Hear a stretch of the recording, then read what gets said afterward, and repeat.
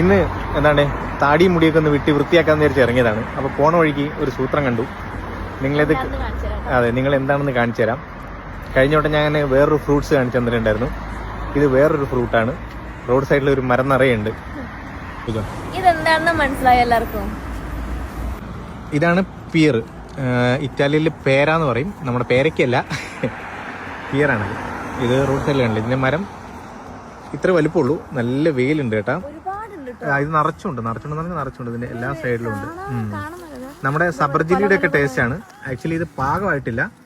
പാകമായി ഇത് ചെറുതാണ്. പാകമായി കഴിഞ്ഞാൽ അതെ ചാമ്പക്കയുടെ സൈസേ ഉള്ളൂ. ഇത് പാകമായി കഴിഞ്ഞാൽ നല്ല ടേസ്റ്റ് ആണ്. ഇവിടെ സൂപ്പർ മാർക്കറ്റിലൊക്കെ വാങ്ങാൻ കിട്ടും. നിറച്ചുണ്ട്. ഈ മരം നിറയെ കണ്ടോ? അതെ, ഇത് പറക്കി പോലും വേണ്ട കേട്ടോ. ഇവിടെ നിന്ന് കടിക്കാതാ.